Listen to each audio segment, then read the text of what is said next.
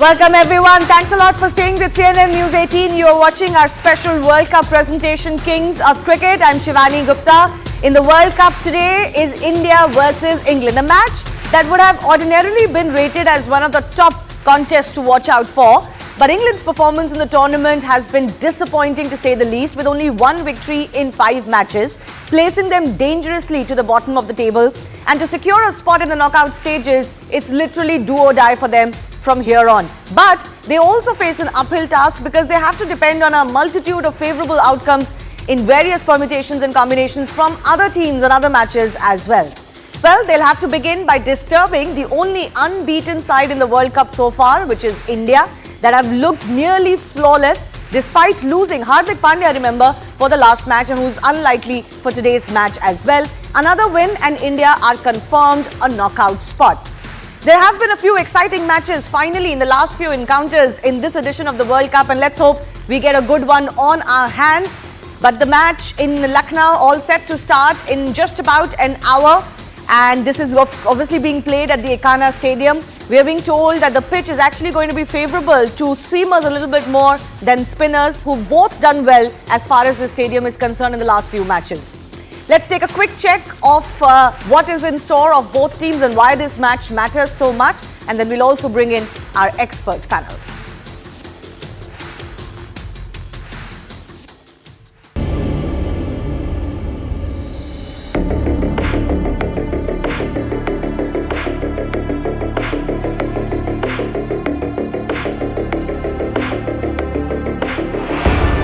It's been a wonderful tournament for India so far. The men in blue are the only undefeated team in the ODI World Cup 2023. Now Rohit Sharma and company will meet the defending champions England in Lucknow on Sunday.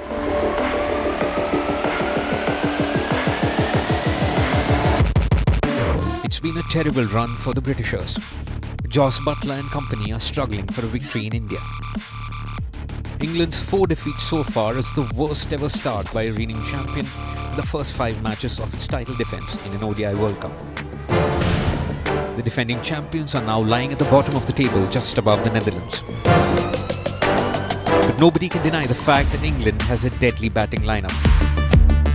After Hardik Pandya's injury, India now again faces a dilemma over bowling options. The men in blue have adopted a flexible strategy so far, tailoring their playing 11 to suit the conditions of each venue. The approach worked against the Kiwis, but it could potentially backfire against a team like England, as the situation becomes more complicated when Hardik is not available. If we look at the head-to-head battle in the ODI World Cup, the Britishers are slightly ahead of Indians. Both teams have faced each other 8 times in the marquee tournament, and England has won 4 times while India has emerged victorious in 3 fixtures. It's surely a do-or-die situation for England here. The squad is really strong, but India are running high on confidence and are looking forward to extend their winning streak. So will this match be eventually an end of the road for Jos Buttler and company in the World Cup? Or will India taste defeat for the first time in this edition of the World Cup?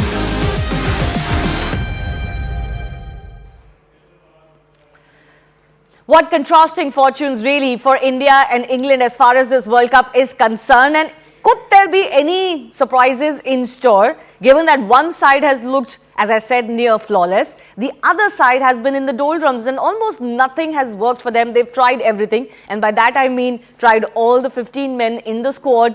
They've tried different combinations and permutations, but not much has worked for England.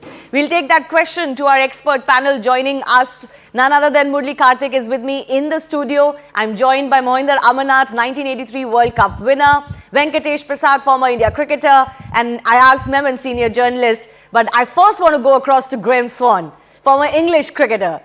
Graham, any hopes at all today, or in the last show, you seemed a little bit resigned to England's fate? Mathematically, they're not out of the equation, but that equation is pretty hard for them.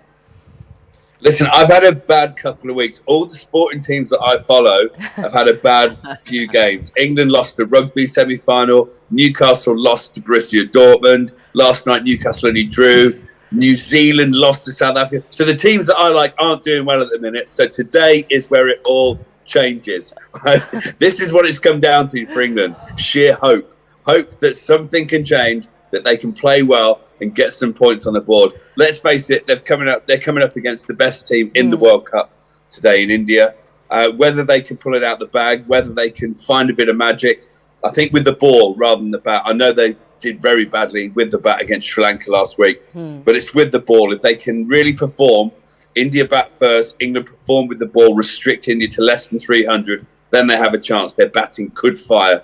But it is a tall order. Make no bones about it, everyone from England. Or the Britishers, as I just heard we were called. I've never heard that before. I quite like it.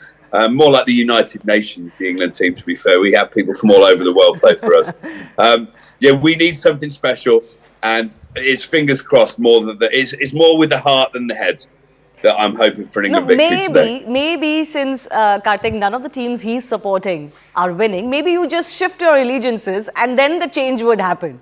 So you support India in this match and maybe England would win. No, I think for Swanee it's just a bad couple of weeks. That's it. It's not that the teams are bad. It's just that sometimes you're talking about England and they came in with so many hopes. But for me, the biggest thing, and I think we spoke about this, for me, as Swanee said, it's the bowling which worried me as soon as England landed here. It is fine when you're bowling in England, but I just felt that bowling lineup lacked teeth in Indian conditions. Then you're relying too much on Mark Wood and Moeen Ali. Okay, you can count for 20 overs, but what about the 30 overs? And then there is too much pressure on those bowlers. But having said that, for India too, they have to guard against any complacency. It's a long tournament. Things can change within a matter of seconds or within a matter of days. We've seen a couple of injuries for India. Hardik is not there, but still, with all the form that is running for them, you want that to continue. So they have to guard against complacency, and things can turn around. You never know when you're cornered and you've got 3 lions there on their crest, and 3 lions cornered, 3 lions can come back roaring. Well, the 3 lions of England, Jimmy Paji versus the Indian lion, right? So it's a full jungle out there today. Bilkul. I think the way Indians are playing, I think they're playing like champions, so very honest. And I think if you go back to English team, and I think it's not only bowling is a worry, I think it's the batting also, because they're not scoring enough runs. And they've been bowled out for smaller total. They're losing game. That means they're lacking in confidence also. I know things can change around after one game or so, but I think if you compare both teams, I think Indian team look much superior. And that's interesting to see whether they go with the same combination what they played at Dharamshala, or they would change, having another seamer or an all-rounder coming inside. So I think that one has to wait and see. I think it depends on the wicket. But I personally always feel I think you've got to have 5 plus an all-rounder in the side, so you can have 6 bowlers if it's needed to be. So I think, but I would definitely favor India to win this game. Yeah. Venki, what do you think has been going so wrong for England? Because literally nothing has worked. They've tried all combinations. It hasn't worked. They've lost 2 of their matches chasing, 2 of their matches batting first. So it's not like, it's one or the other. It's been an all-round disappointing performance, as, Swanee and Jimmy Paji also mentioned. In such a situation, how do you bounce back? Because mentally, there are a lot of questions. Butler's captaincy has come under scrutiny as well. Oh, just believing in yourself, I suppose. It's a highly talented, highly skilled team, this England team, and they're match winners basically. But I think what's going wrong, as far as I'm concerned, I think they're a confused lot. I feel sorry to say that, Swanee.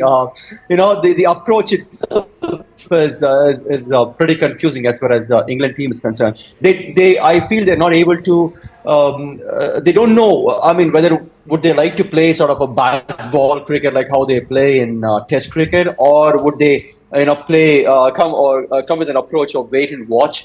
And then attack or something like that in the one-day format. So they're not very sure about the sort of an approach, I suppose. I think that's what is they're not confident.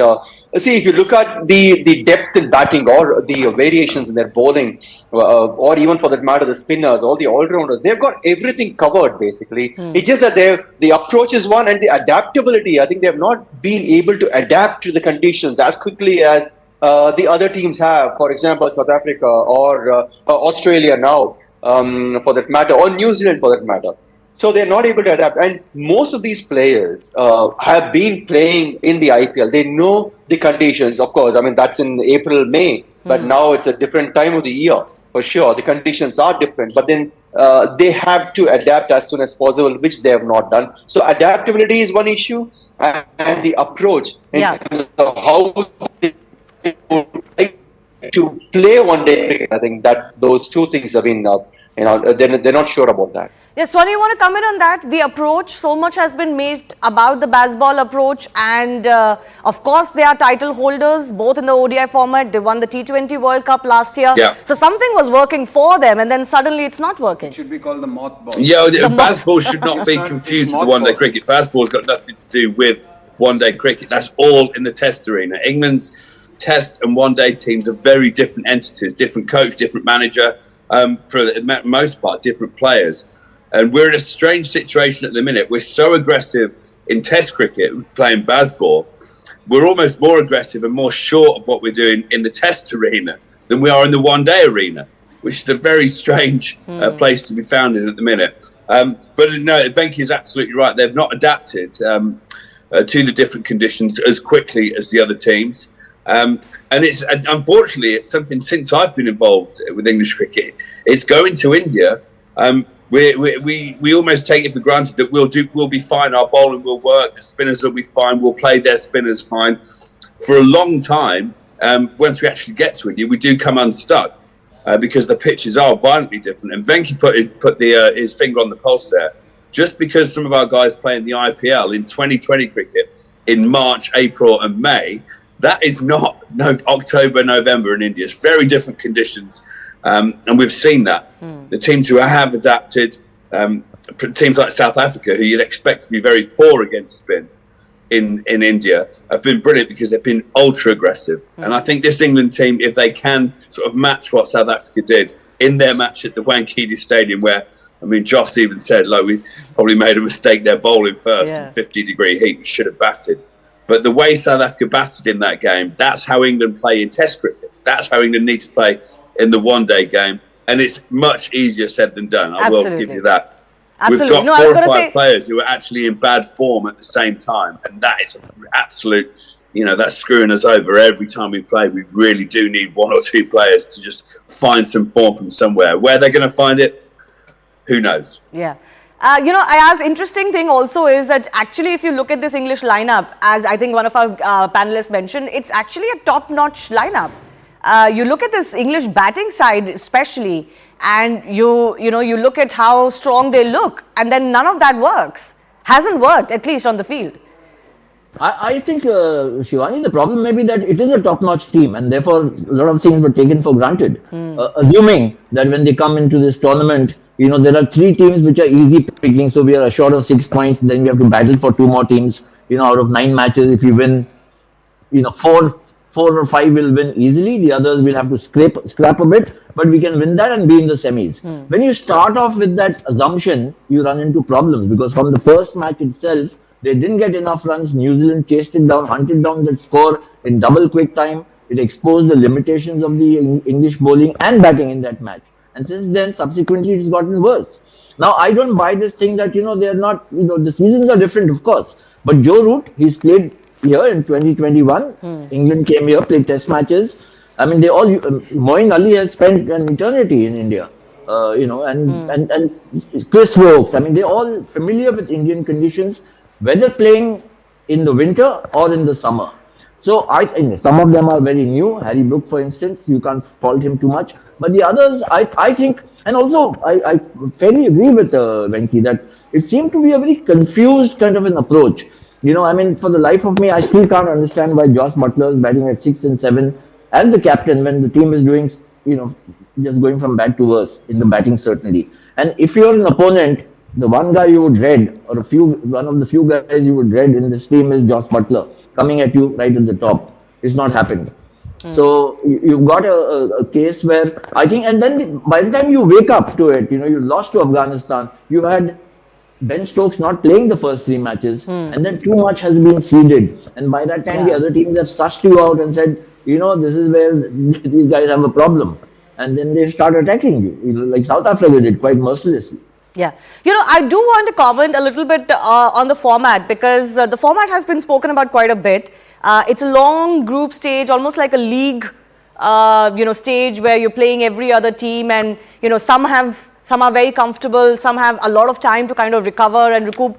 Does that really work for a World Cup? I'll come to that in just a bit. But let's just remind our viewers that historically, there's not much to pick between these two sides. Because if you look at India and England in World Cups, in the ODI World Cups, India have won 3 out of those 8 matches. England have won 4. There was one no result. Also, Karthik, there's not much to choose between these two sides as far as the last 5 ODIs are concerned. Obviously, they were played both in England and in India.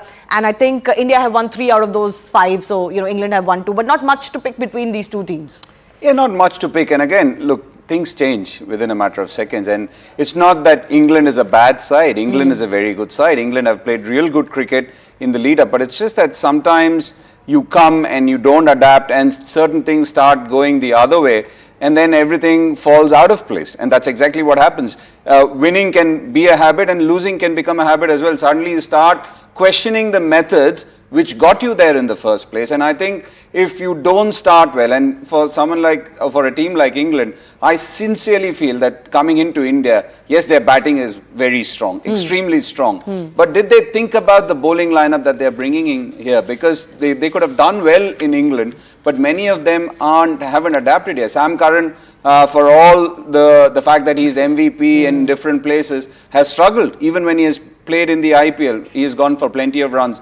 Mark Wood is the only guy who has some cutting edge. But again, he can also go for runs if the radar is wrong. Adil Rashid is a handy customer. Moeen Ali. But you look at the others, they possibly not. Yes, the batting has been floundering. And then to add to it, they have bowling woes. So it's not that they cannot turn it around. It's just that whatever they've done so far, they've added to their own misery. From baseball, it's become mothball right now. Mothball. Okay, new term that is coming in. But sorry, very quickly, before I also go across to the Ekana Stadium to get some fan voices in, is there a problem then? Is there a problem then that happened during selection itself? There wasn't enough options. You think, as far as the bowling lineup is concerned, what Karthik is referring to, there just wasn't enough to be competent or very, very competitive in India? It could have been. I don't think it was really a selection problem that people were overlooked who would have done better over here. We do have our best one-day bowlers in the team and in the squad at the moment. But like the boys have attested to, they're not great in Indian conditions. We haven't been for a long time. Our seamers struggle when the ball's not swinging, not nipping off the deck. And that's probably something that English cricket has to address down the road someplace, because yes, if we play in England, we're incredibly strong. And if we play in Australia, we're a very good team. But if we get to the subcontinent, as we call it, and the balls are slow off the pitch and turning and require a different skill set, I don't think that's ingrained in the English player. And like I said, it's not so much a selection thing, it is a form thing. These are a very strong England squad we've got. But unfortunately, which happens in tournament play sometimes, they're all having a bad trot at the same time. Yes. We haven't got that one guy who's going to stand up and carry everyone else for a couple of games until they find some form. And that's been the major issue. Well, they're still not out of the equation, believe it or not. Despite having only 1 win out of their 5 matches, and they've got, of course, including this one, Sony, they've got 4 matches, but those are tough matches. I think they're playing Australia as well in one of their last few matches. They're playing Pakistan. But sometimes, Jimmy Paji, can you be freed because of that situation? When everybody's written you out, you're 9th in the points table, can that unleash something in you? That, okay, you come together and say, okay, we're anyways, almost out. Let's just give it our all. And that just changes it on a given day. I think you have to try everything what you have. But I personally feel, as far as batting is concerned, I think, especially playing in the subcontinent, I think you have to apply a different technique over here. It's okay, I think you're playing in Australia, England, South Africa, where the ball comes on more or less the same pace and the wickets are good and players sit batting and all that, so you can play the shot. But in India, you got to wait. Sometimes you got to play late. You got to lean into your shot. You can't just go bang, bang all the time. And because when the wickets are slow, you have to be more careful. That means you need a good start, which has been a problem. I personally feel Butler should open the batting himself and lead from the front. Because it may change, because he has the experience. He's played here earlier also. But see, 2020 cricket doesn't really help in 50 overs cricket. Yes. Because we have been talking about 20 overs IPL, and I don't think one should talk about that 20 overs cricket. One has to play in 50 overs cricket. You have to last 50 overs, whether you bat first or you bat second. Bowling is also a problem for England because the length you bowl, that's okay for England. But see, what India is likely to do in this game now, what Rohit Sharma has done to opposition.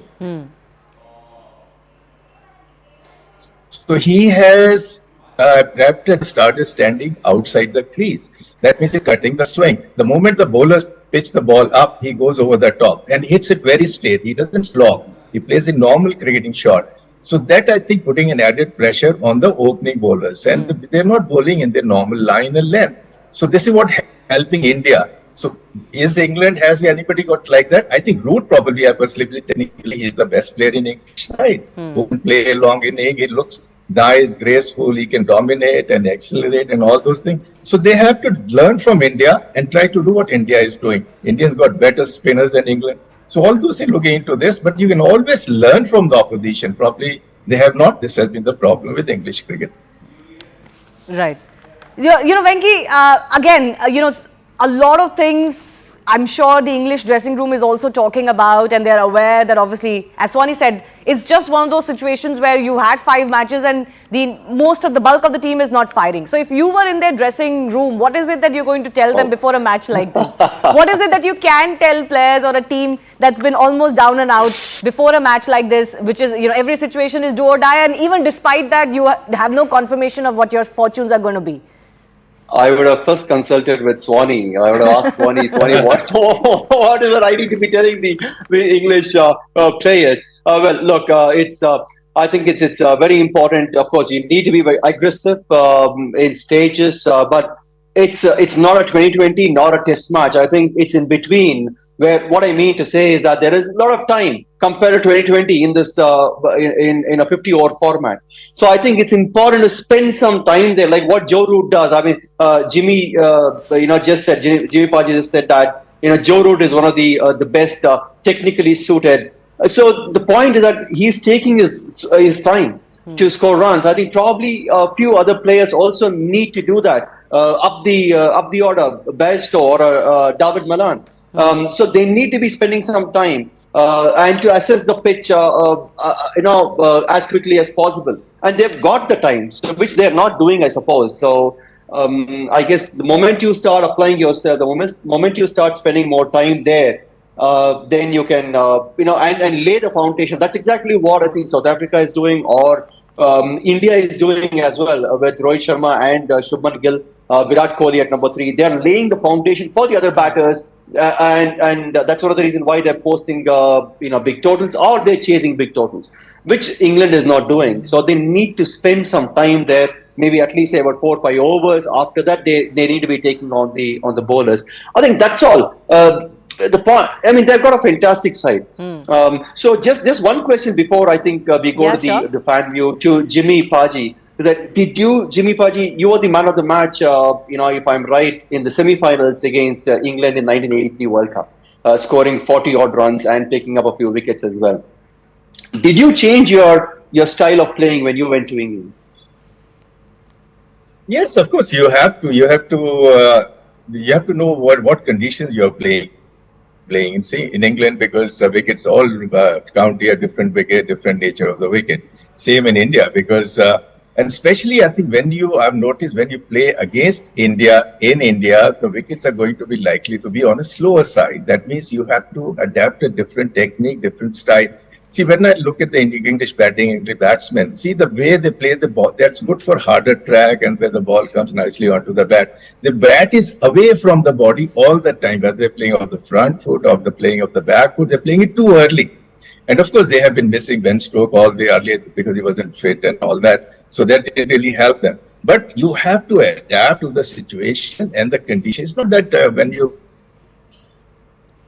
going back to our 83 and all that. So a lot of players, they could adapt themselves in different conditions and different the way, the demand or the way you have to go through the whole game and all that. But see, here the problem with them, they want to go bang, bang, like the way they have been playing that in Test cricket and all. That is fine. That's okay. It has worked. That's all in the past. What is important is today. And today game is the one where you have to set an example and you have to win and then you have to take it forward. Whether they can do it or they can. It's not that they can't do it. The names are there. Names are only good if they perform. Not you never believe in their past performance. So what the name comes into play when you perform on that particular day when the team needed you to perform. Absolutely. Well, we have to slip into a very short break because remember toss is almost about to happen in a few minutes time. So let's take that break. We'll come back with the toss updates and of course our experts panel. It would be interesting to see what teams decide today, isn't it, Karthik? Whether they decide to bat first or bowl first, the side winning. Because actually, taking off from what Jimmy Paji was saying, the update from Lucknow is that this is the red soil pitch that they're going to play on today, and it could favor the seamers a little bit more than the spinners. So we'll wait and see, what the combination of both these sides is going to be. I don't think India will change much from the last match, given that Hardik Pandya is not available. But who decides to do what after winning the toss is an interesting one to watch out for. We'll slip into a short break. Stay with us. We'll be right back.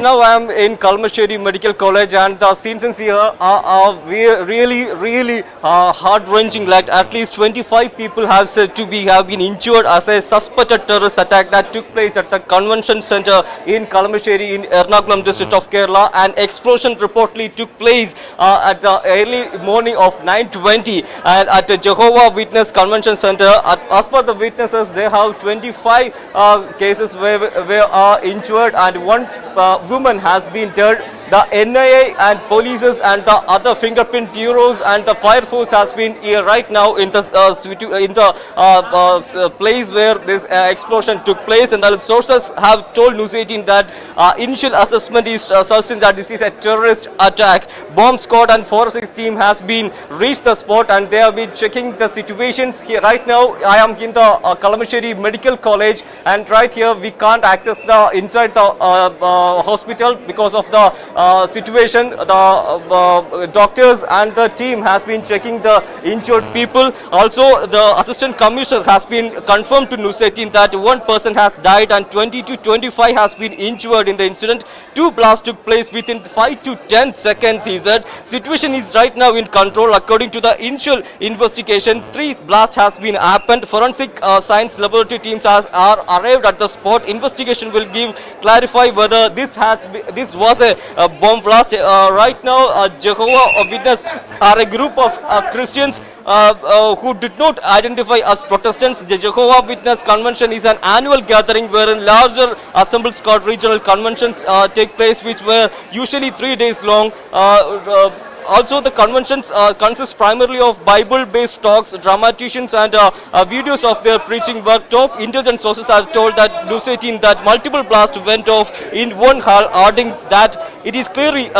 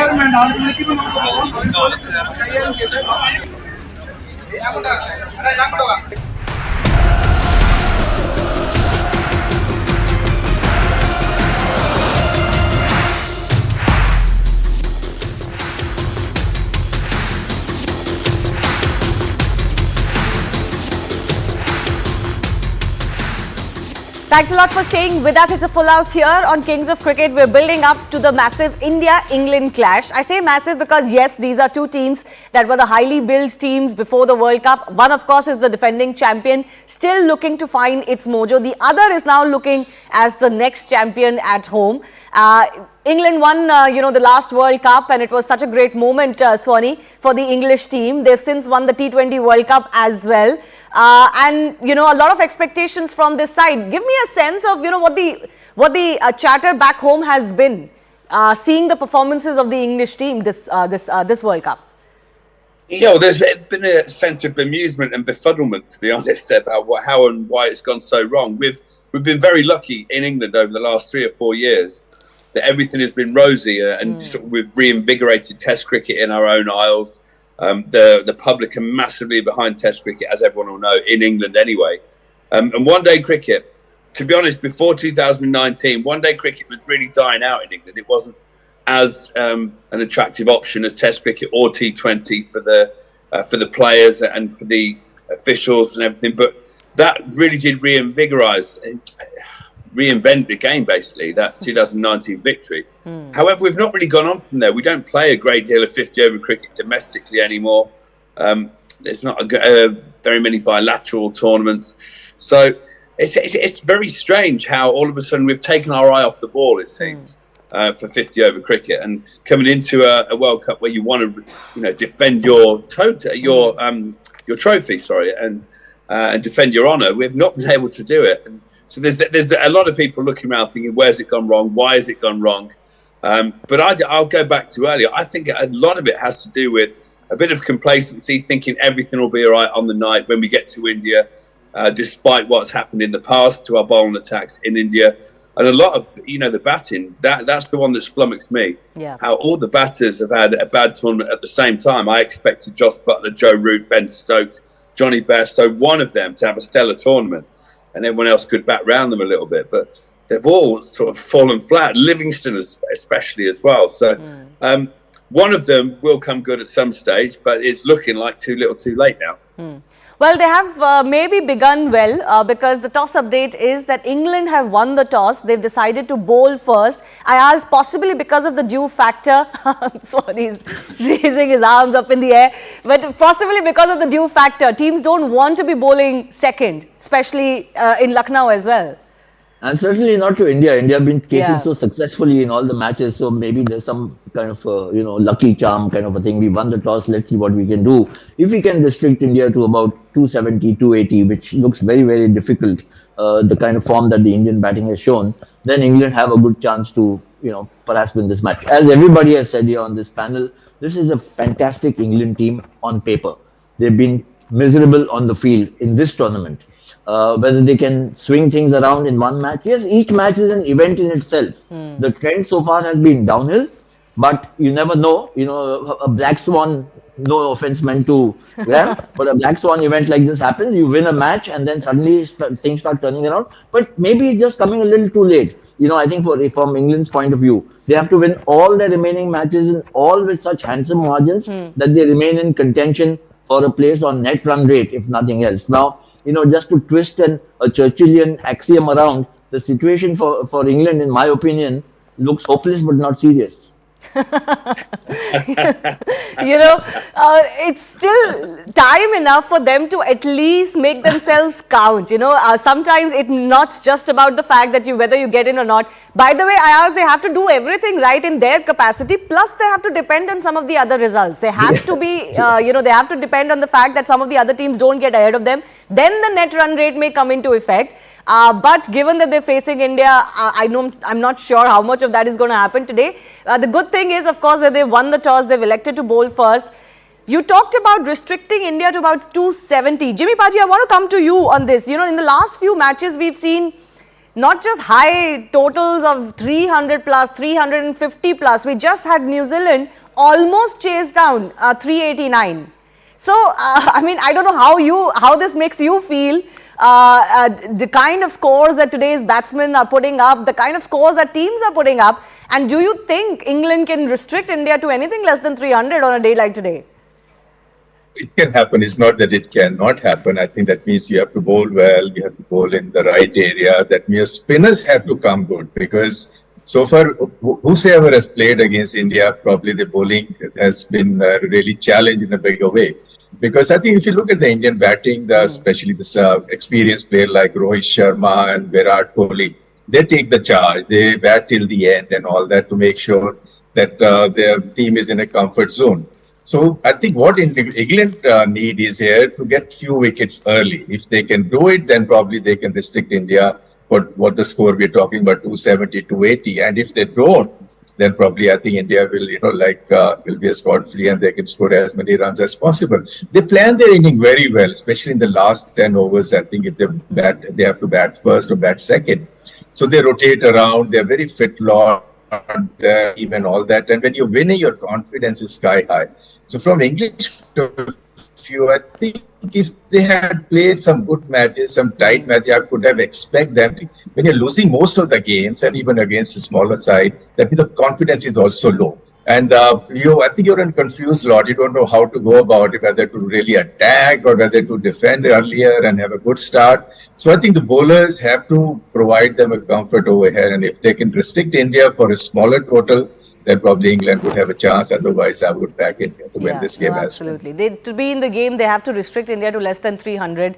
Although, as I mentioned, Karthik, we're living in an era where even a 320, 330, 350 is being chased down. Just, last evening, a 380 almost got chased down. But the thing about India is, the thing that they're doing very well is that both their openers are in good form. One of them is going on to give a very steady start, if not both of them. And then you've got the likes of Virat and Surya Kumar Yadav, Shreyas Iyer, who are also looking in good form. So even if you lose maybe 1 or 2 wickets without a lot on the board, this Indian team is not panicking in any way. Yeah, that's the comfort of coming into a tournament with everybody in form. Everybody averaging well into the 40s is a great sign. It's a healthy sign. Yeah, but look, last game, we were in a bit of trouble. We have to be honest, if Ravindra Jadeja had been dismissed at that time, then things would have looked different. But yeah, absolutely right. When you have guys like Rohit and Shubman all coming into this tournament and all striking, like Swanee mentioned, you look at England battle 8, but it's a collective batting failure. Yeah. So for us, it's a collective batting success if you look at India. And that's one of the reasons why we are doing well. And also, look, 320, 340 can be chased, but India was also bowling well. Look at the likes of Bumrah. Bumrah is averaging less than 3 or going for less than 3 runs in the power play in the first 10. Someone like Kuldeep Yadav, in spite of going for runs in the first 5, came back strongly in the second 5. So this is a sign of confidence which is brewing within the side. Just like Jimmy Pa said, England can question. We also said that England can question the methods which got them here. And they are languishing at number 10. India have come into the tournament on a high. They are going in with every game. They are gaining in confidence. But again, it's a question of still taking one game at a time. Ayaz was very right. It's an event in itself. You've got enough break. You've got enough time to look at the other sides and also re-evaluate what you have done right through the tournament. And again, you kept questioning India whether we need to bat first. Organically, we are batting first today. Yes, we're batting first today. So that's going to be some test as far as the Indian team is concerned. But Venki, I did want to ask you, the Indian team is going with the same playing 11 as in the last match. Not surprising because Pandya is not fit yet. And I think it worked for them decently well. Shami, of course, bowled beautifully in his first match. But is there a question over Siraj? Is there a question over how well Siraj is doing? I'm also asking this because, Hardik Pandya is going to come back. And then what is the Indian team going to do? Karthik is shaking his head, by the way, as I ask you that God. So they will definitely cross the bridge when it comes to. So as of now, I think they would not like to change much, and especially the winning combination. Yes, there was a thought that suppose if they were playing on a black soil or if the surface on the slower side, which could probably assist the spinners at Lucknow, they might bring in Ashwin. But again, bring in Ashwin in whose place? Is it going to be Mohammad Shami or is it going to be Mohammad Siraj? Right. So that was a question. But then, of course, I was extremely clear that they would not they would not be changing anybody. And if at all there was a thought of bringing in Ashwin, then they would have brought Ashwin in place of Siraj. Not because he's bowling badly. If you have to, look at just one player sitting out in this bowling department, that could be only Siraj. Otherwise, there's nobody else because everybody, including Siraj, I think they're bowling extremely well.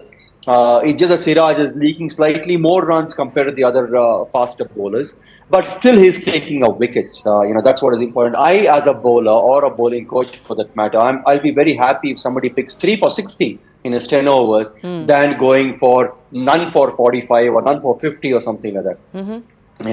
So I would be happy with that. Maybe there's one area which they can look at, the Indian team. There's always scope for improvement. We keep talking about that. So one area of improvement I would say is to pick up wickets up front when they're bowling. I think if you look at the last 5 matches, the Indian bowling attack has picked up just 5 wickets, only 5 wickets in the last 5 matches in the power play. That's first power play, 1 to 10 overs. So that's something which they would look at. So bowl more those wicket-taking deliveries, bowl more consistent deliveries, I suppose, which they are, I think, extremely consistent. Compared to the English faster bowlers, they're erratic. They've been bowling too short, or they're bowling too up. They've been giving a lot of width to the batters as well. They're not consistent in their lines and lengths, which Indians are. In fact, economically, I think, though they've not picked up much wickets, in the power play, Indian bowlers, in terms of economy, I think they've been top class. They're just going under 5, I think 4.6, 4.7 or something, which is outstanding. And I think doesn't that itself speak volumes? Because sometimes what happens is that when you've got the quality, sometimes teams also don't take any chance. And in that process, when India have hit, they've hit hard. Look, it's amazing how we get to this, isn't it? Someone like Mohammad Siraj has taken on the responsibility, has done all the heavy hitting in the absence of Jasprit Bumrah. And it's not as if he's bowling badly. It's just that, as Venki said, he's gone for a few more runs than the others. And only 15 days ago, 20 days ago, we were salivating over how beautifully he was bowling. Look at his numbers in the last 1 year. What happens now when Hardik Pandya comes back? You can't drop Shami. It's why I'm asking this question. Ashwin has just made the side. It's like, it's not. And Hardik Pandya doesn't bowl 10 overs. Hardik Pandya might be a 2-in-1 player, but Hardik Pandya doesn't bowl 10 overs for you every day. So someone like Siraj, who's bowled so beautifully, a few games where he's been the one who's come under a bit of, and mind you, he has come back with vital wickets in every game. Yes, absolutely. So I would not even think about putting any doubt or cloud over Mohammad Siraj. It's just stupid. Okay, all right. Outrageous. We'll come back to this question maybe a little bit later, post this match. But I've almost run out of time. Swani, one final comment. I know you love Virat Kohli. Surely you would want him to get his record equaling 49th ODI ton today.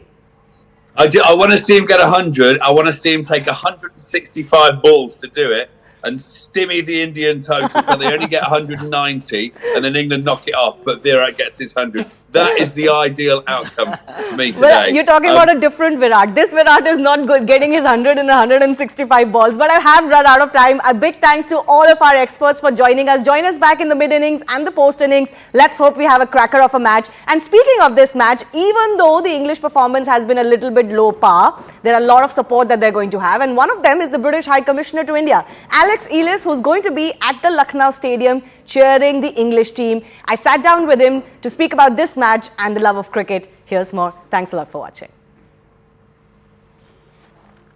India has been performing superbly in the World Cup, and up now is England, who've been having a completely opposite tournament. To talk a little bit more about the India-England clash in Lucknow, it's my pleasure to have none other than the British High Commissioner to India, Alex Ellis.